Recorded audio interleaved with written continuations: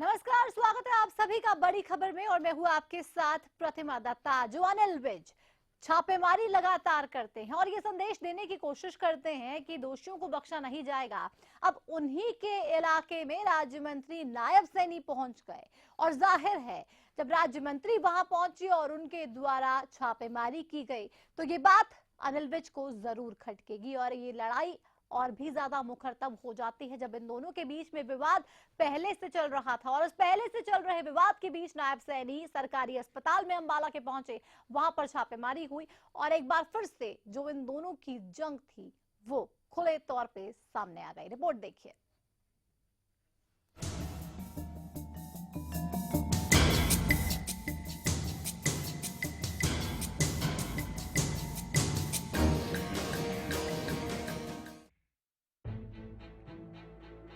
सरकार के दो सिपह सलार, दो कद्दावर नेता, दो मंत्री और राजनीति के मजे हुए खिलाड़ी अंबाला के गढ़ में वर्चस्व की खातिर रेड पॉलिटिक्स।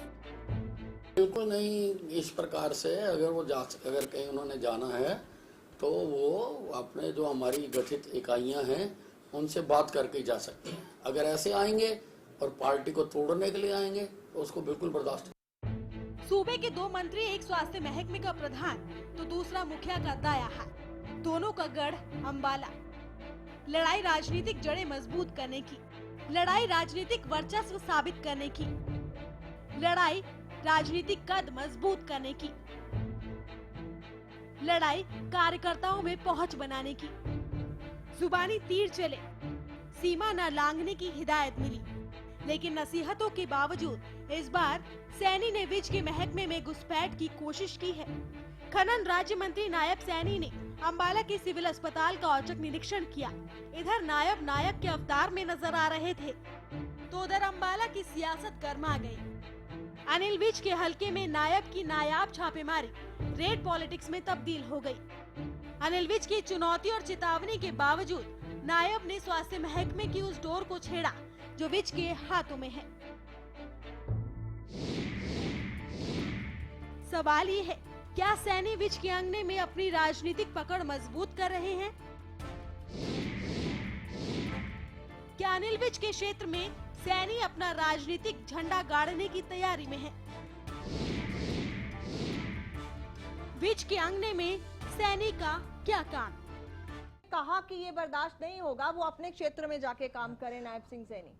उनका जो आदेश है वो सर्वमान्य है हमें। तो यानी आप उनका आदेश मान रहे हैं? नहीं, वो कह रहे हैं कि मेरे एरिया में कोई ना आए तो आप उनके एरिया में नहीं जाएंगे। तो फिर ये कोऑर्डिनेशन कहाँ है? पहले भी देखिए मंत्रिमंडल में ये बातें उठ रही थी कि कोऑर्डिनेशन नहीं हो रही। नहीं, क्या ये वर्चस्व की मैं लड़ाई अब भी, जैसे मैं पहले जिलाध्यक्ष था, वो नहीं चाहते कि अंबाला में कोई और नजर भी आए, अंबाला में किसी और की होंद भी हो? ऐसा नहीं है। फिर क्या है? ऐसी उनकी सोच नहीं है। मैं आपको ये बताना चाहूंगा क्योंकि मैंने या उन्हें लगता है कि जहाँ गब्बर बोल रहा है वहाँ कोई आना ही नहीं चाहिए? नहीं, उनका मैं कह रहा हूँ भाई मार्गदर्शन लेते हैं हम। अगर कहीं हमें कोई दिक्कत आती है, कोई परेशानी आती है, हम उनसे पूछते हैं, पूछ करके आगे कार्य करते हैं भी हमने ऐसे तो ये करना बात क्यों उठ गई फिर?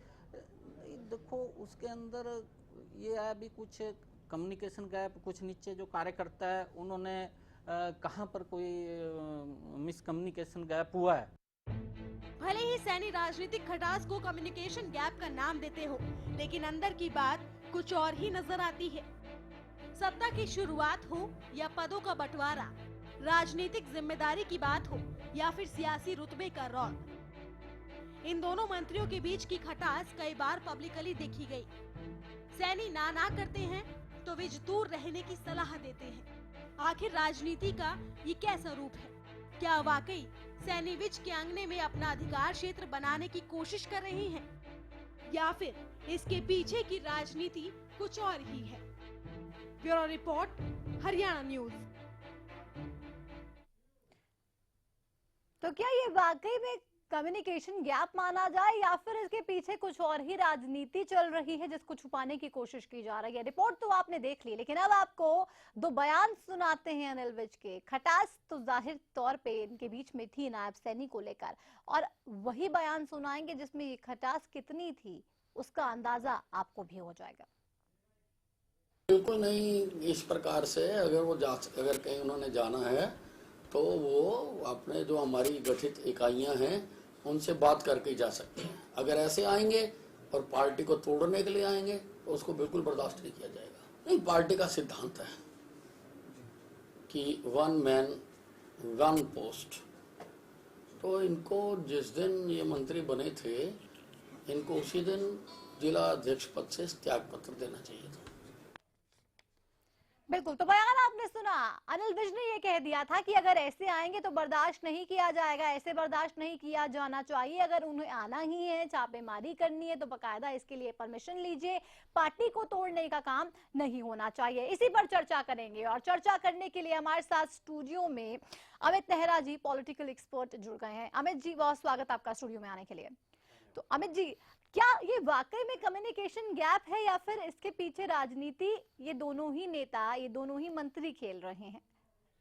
देखिए, कम्युनिकेशन गैप का तो सवाल ही नहीं उठता। कम्युनिकेशन गैप वहाँ होता है जब आपस में कोई बातचीत ना हुई हो। हाँ। पिछले 4-5 महीने से ये सारा खेल चल रहा है और आपको याद होगा कि 10-15 दिन पहले सीएम साहब के सामने एक कार्यक्रम में भरत मिलाप भी हो चुका है। नायब सैनी ने पैर तक छुए थे अनिल विज के। लेकिन क्या है कि जो दिखता है वो होता नहीं राजनीति में। बिल्कुल। तो बात की है कि इसके पीछे मनोहर लाल खट्टर और अनिल विज दोनों के संबंध हैं। नायब सैनी तो मुझे लगता है एक मोहरा भर हैं, क्योंकि नायब सैनी मनोहर लाल खट्टर के विश्वसनीय विधायकों में से एक हैं। तो अनिल विज के जो महत्वाकांक्षाएं हैं, देखिए ये अपने आप को सीएम शिप का कंटेंडर मान रहे थे शुरू से ही, और वो काफी हद तक इनका दावा भी मजबूत था। ये 5 बार विधायक रह चुके हैं। तो बार बार हिलोरे भी उठती हैं इनकी कि मैं सीएम क्यों नहीं। तो उस पे थोड़ी सी लगाम लगाने के लिए जो दांव खेला सीएम साहब ने, नायब सैनी को प्रमोट करके उनको राज्य मंत्री बना दिया, खनन मंत्री।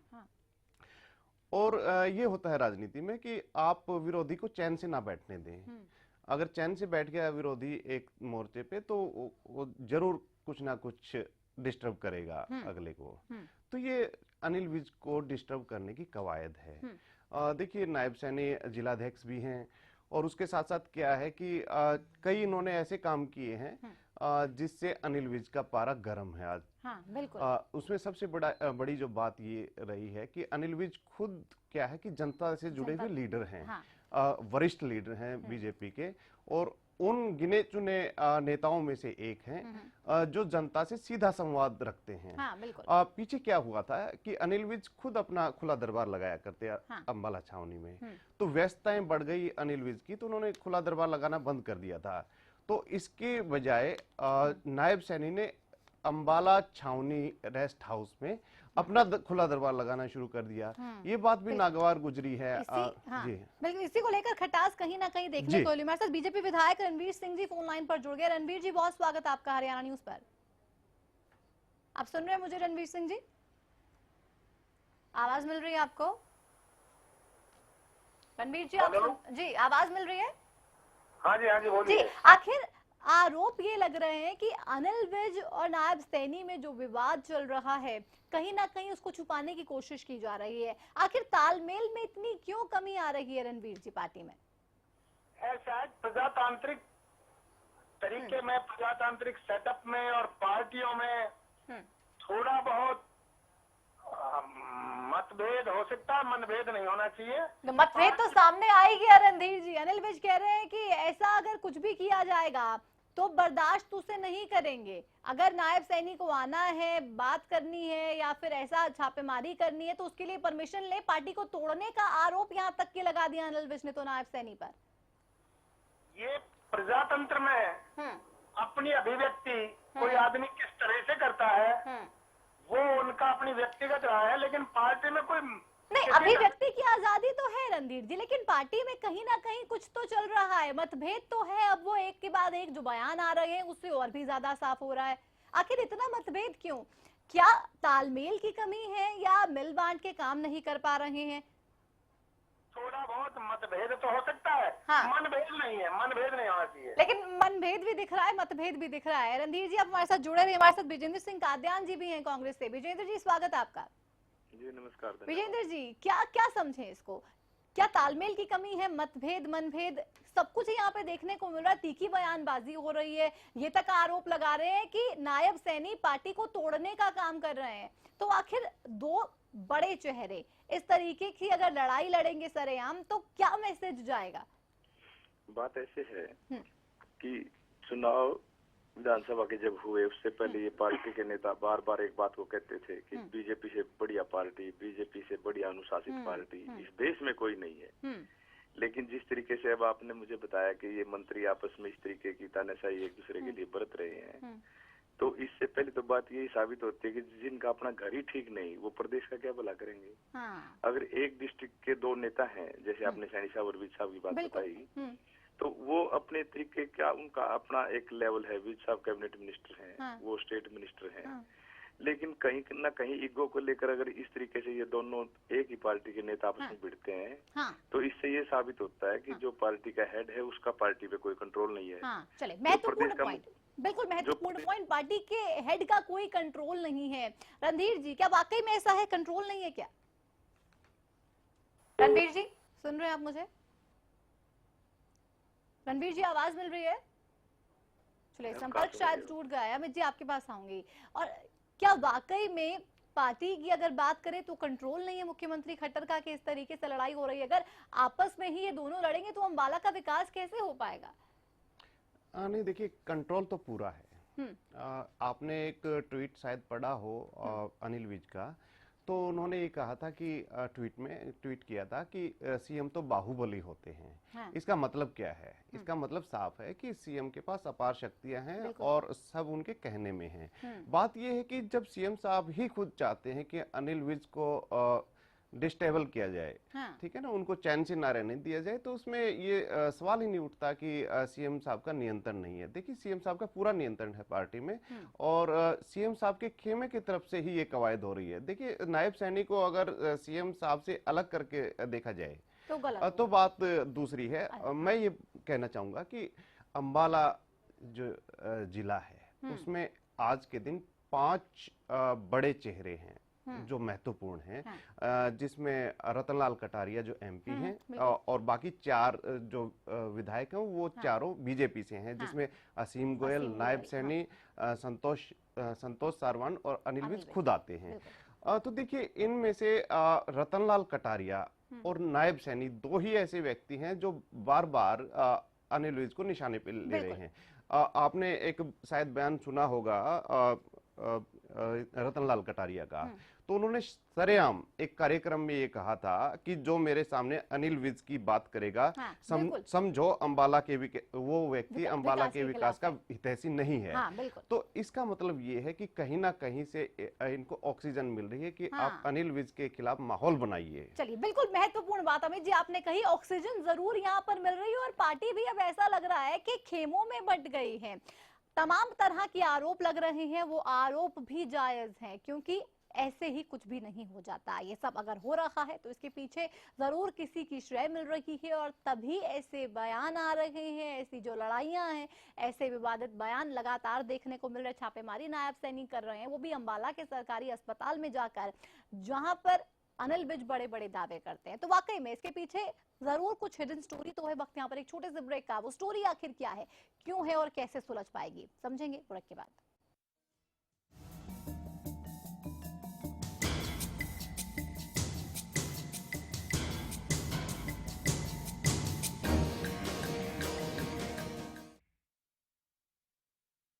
चल मैं निकल रहा हूँ। ओके। और ये तेरे लिए। ये किस खुशी में? एक तो आज तेरा मैच है और अरोरा अंकल के घर में भी तो। बाय। आपकी जरूरतों को वही समझते हैं जिनके लिए स्पेशल हैं आप, जैसे dish TV only for you. 9905 पर आज ही कॉल करें और पाएं ऑफर्स जो है खास आपके लिए, क्योंकि स्पेशल हैं आप। गुलमोहर सिटी NH65 पर स्थित कैथल की सबसे सुंदर टाउनशिप अब आपके लिए लेकर आए हैं फ्री होल्ड प्लॉट्स, विलास और independent floors. Gulmohar city boundary walls और एक्सक्लूसिव गेटेड सिक्योरिटी से सुसज्जित, जिसमें है sports club, club house, lush green park और भी बहुत कुछ। तो बेहतर लाइफस्टाइल के लिए Gulmohar city, the city of joy in Kaithal. सरकारी नौकरी मिलती नहीं या आप लेते नहीं, बेरोजगार रहने के दो कारण हैं। या तो आप कोशिश नहीं कर रहे या आपकी दिशा गलत है। सरकारी नौकरी कैसे पाई जा सकती है, देखिए हमारा खास कार्यक्रम कैसे पाएं सरकारी नौकरी, हर रोज दोपहर 2:30 बजे।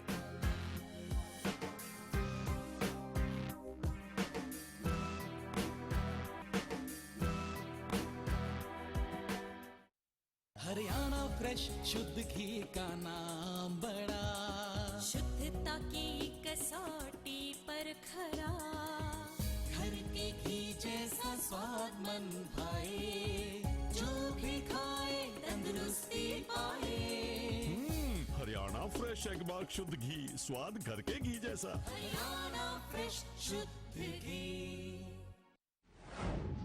जब दहली थी माया नगरी,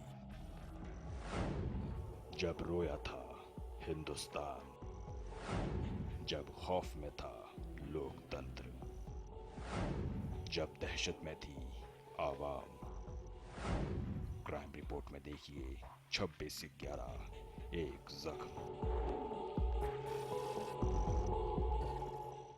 जय गोगा जी हेयर ऑयल, गंजेपन में दोबारा बाल उगाएं, बालों का झड़ना रोकें। मेरा नाम अजय कुमार है, मैं गुड़गांव का रहने वाला हूँ। मैं झड़ते बालों से बहुत परेशान था। तकरीबन 1 महीने से गोगा जी का हेयर ऑयल इस्तेमाल कर रहा हूँ, मैं काफी खुश हूँ। बालों को लंबा और घना करें तो अपनाएं जय गोगा जी हेयर ऑयल। चल मैं निकल रहा हूँ। ओके। और ये तेरे लिए। ये किस खुशी में? एक तो आज तेरा मैच है और अरोरा अंकल के घर में भी तो। बाय। आपकी जरूरतों को वही समझते हैं जिनके लिए स्पेशल हैं आप। जैसे dish TV only for you 9905 9905 पर आज ही कॉल करें और पाएं ऑफर्स जो है खास आपके लिए, क्योंकि स्पेशल हैं आप।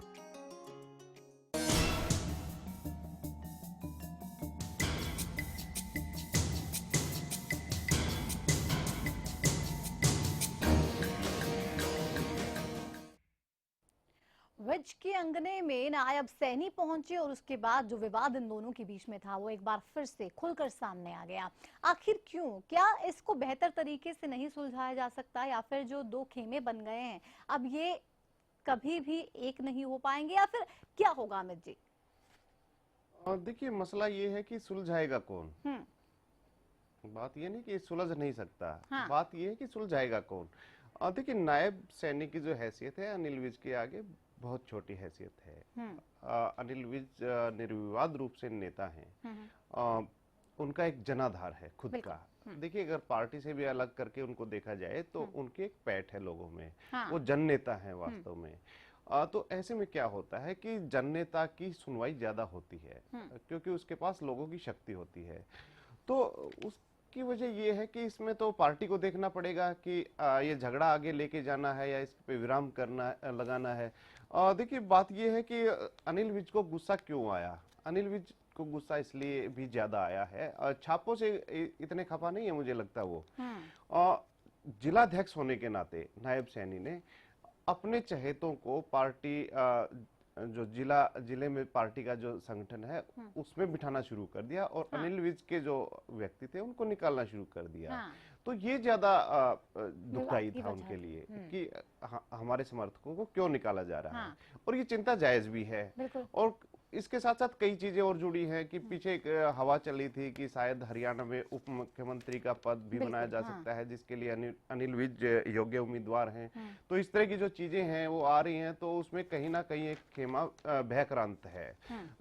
इसके साथ साथ क्या है कि पुनर्गठन भी होना पूरी प्रदेश बीजेपी का सांगठनिक रूप से, तो कौन क्या बनेगा, तो ये कई सारी चीजें हैं जिसको हम एक ही बैठक में नहीं निपटा सकते। तो इसके लिए पूरा देखना पड़ेगा परिदृश्य क्या है और क्या होना चाहिए।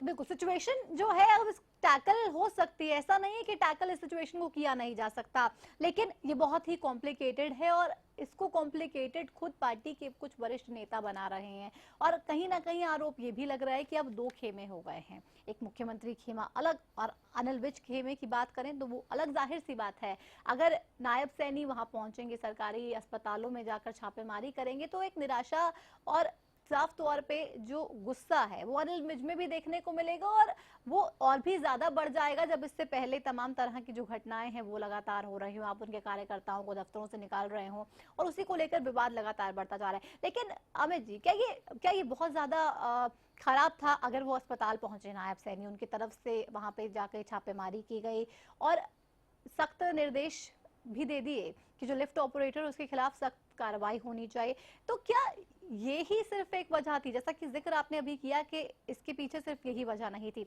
लेकिन अगर ऐसा किया भी तो इतना बुरा भी शायद नहीं लगना चाहिए था। देखिए, मेरा ये मानना है कि मंशा क्या है छापा मारने के पीछे। अब मेरी बात समझ रही हैं?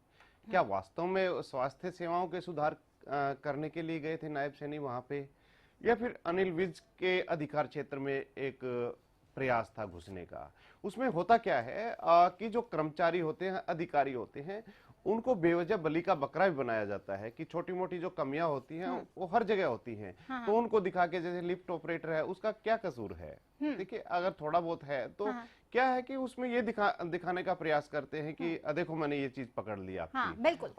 कल को ये होगा कि अनिल विज है, खनन के क्षेत्र में अपनी घुसपैठ बढ़ाएंगे, इस तरह डंपरों को रोकेंगे और चीजों को रोकेंगे, अभी तो ये बात आ गई है कि वर्चस्व की लड़ाई लड़ी जा रही है। अगर वो उनके काम में दखल अंदाजी कर रहे हैं तो नायब सैनी कह रहे हैं कि मैं के पीछे रहूं, मैं भी करूंगा। हमारे साथ इनेलो से विधायक रणधीर सिंह जी भी फोन लाइन पर है। रणधीर जी, स्वागत है आपका।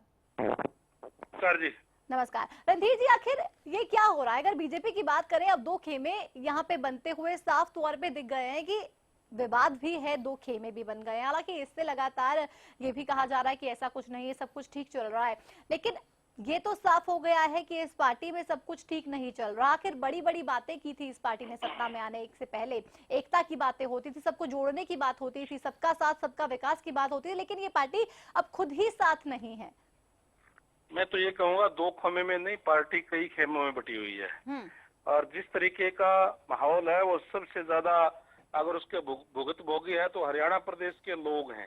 आज हालात ये है कि इनके खेमों में बटे होने के कारण, अलग अलग खेमों में बटे होने के कारण, आज कोई अधिकारियों पे इनका अंकुश नहीं है, ब्यूरोक्रेट्स पे भी कोई अंकुश नहीं है और ये आपस के अंदर ही उलझते जा रहे हैं अपने वरिष्ठों की लड़ाई के अंदर। तो इसका सबसे ज्यादा खामियाजा जो है हरियाणा प्रदेश की जनता को भुगतना चले, सबसे ज्यादा खामियाजा प्रदेश की जनता को। बेहद शुक्रिया रणबीर जी आपका हमसे बात करने के लिए। अमित जी, जाहिर सी बात है अगर इस तरीके के तमाम मामले आए दिन सामने आएंगे तो प्रदेश की जनता को खामियाजा भुगतना पड़ेगा। ऐसे में पार्टी की छवि को तो नुकसान हो ही रहा है और इसी के साथ ही साथ सबका विकास भी यहाँ पर सुनिश्चित नहीं हो पा रहा। Final comments. देखिए, इसमें क्या है कि जो बड़ी पार्टियां होती हैं जिनमें परिवारवाद नहीं होता, तो उनमें इस तरह के जो उदाहरण हैं वो हमें देखने को मिलते हैं। जैसे कांग्रेस में भी है, कांग्रेस भी इस तरह की बातों से अछूती नहीं है। हमने देखा कि कितना विवाद रहता था जब कांग्रेस सत्ता में थी। अभी भी विवाद जी, जहाँ पे परिवारवाद है वहाँ पे अनुशासन सख्त रहता है। मेरा तो ये कहना है कि जहाँ पे इस तरह की पार्टियां होंगी कि कुछ जे भी पार्टी ना हो, तो वहाँ इस तरह के उदाहरण हमें देखने को मिलते हैं और ये कोई नई बात नहीं है। चलिए, बहुत शुक्रिया आपका अमित जी स्टूडियो में आने के लिए, इस विषय पर चर्चा करने के लिए। तो वाकई में विवाद तो चल रहा है, लेकिन उस विवाद को सुलझाना अब शायद पार्टी के लिए बहुत ही ज्यादा मुश्किल होगा, क्योंकि ऐसे चेहरे इसमें शामिल हैं जिनको दरकिनार नहीं किया जा सकता। इसी के साथ बड़ी खबर में बस इतना ही। दीजिए इजाजत, आप देखते रहिए हरियाणा न्यूज। नमस्कार।